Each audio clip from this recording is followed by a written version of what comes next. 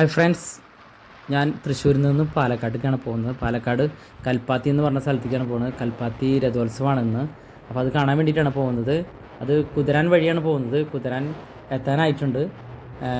ആദ്യമായിട്ടാണ് രഥോത്സവം കാണുന്നത്. ഇനി അവിടെ പോയിട്ടുള്ള വീഡിയോ കാണാം.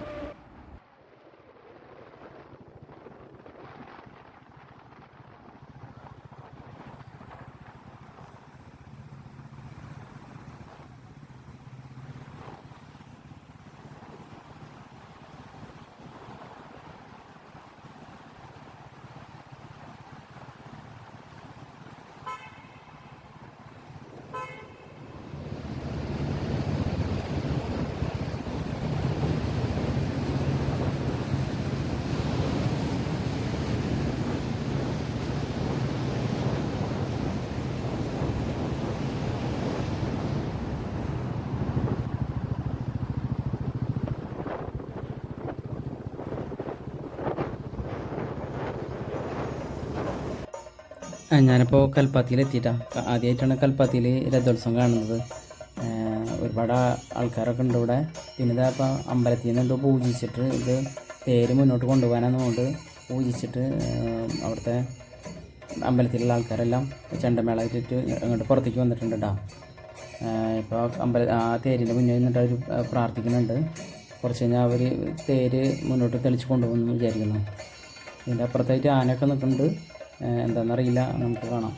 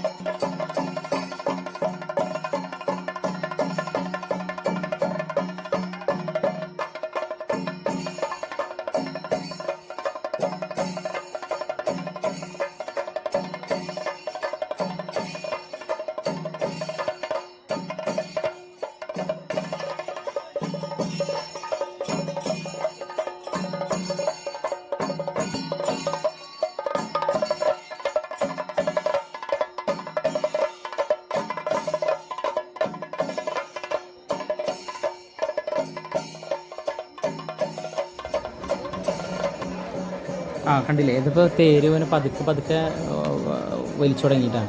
പതുക്കെ വളരെ സ്ലോവിലാണ് വലിക്കുന്നത്. പക്ഷെ ആർക്കും അപകടമൊന്നും ഇല്ലാണ്ടിരിക്കാൻ വേണ്ടിയിട്ടുള്ള ആ രീതിയിലാണ് വലിക്കുന്നത്. ഭയങ്കര ഇതായിട്ടാണ് അവർ ശ്രദ്ധിച്ചിട്ടാണ് വലിക്കുന്നത്. എല്ലാവരും കൂടിയിട്ടാണ്. ഒരുപാട് ആൾക്കാരുണ്ട് രണ്ട് സൈഡിൽ. വലിയ കമ്പിയാണ്. ആ കമ്പൗണ്ടാണ് ഇവർ വലിച്ച് മുന്നോട്ട് പോകുന്നത്.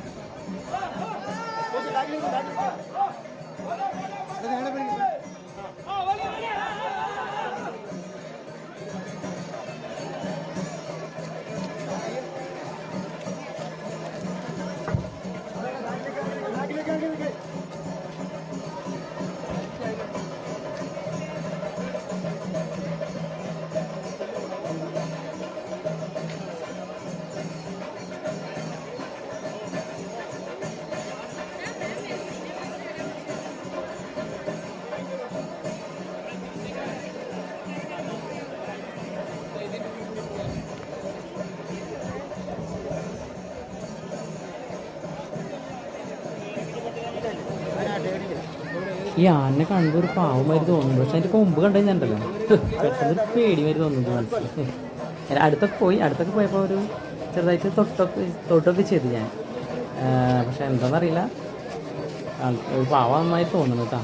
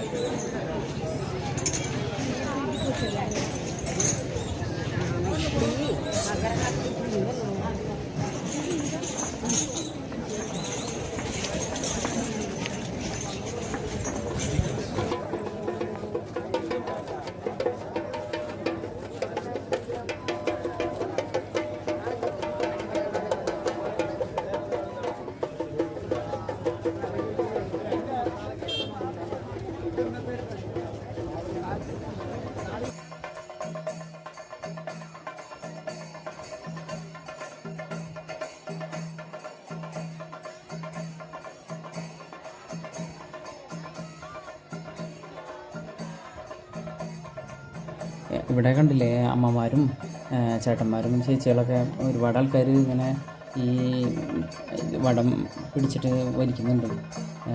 ഒരുപാട് പ്രായമായ ആൾക്കാരൊക്കെ ഉണ്ട് കേട്ടോ. അവർ ഇങ്ങനെ വലിച്ചിട്ട് മുന്നോട്ട് കൊണ്ടുപോകുന്നുണ്ട് ഈ രഥം. ഒരുപാട് ആൾക്കാരുണ്ട്, ചെറിയ കുട്ടികളും ഉണ്ട് അതിൻ്റെ ഇടയിൽ. അത് കാണുമ്പോൾ എന്താണെന്നറിയില്ല, ഈ ഒരുപാട് പ്രായമായിട്ടുള്ള നമ്മളെ അമ്മനൊക്കെ നമുക്ക് ഓർമ്മ വരുന്നു. അങ്ങനത്തെ പ്രായമുള്ള ആൾക്കാരൊക്കെ ഉണ്ട് ഇതിൽ.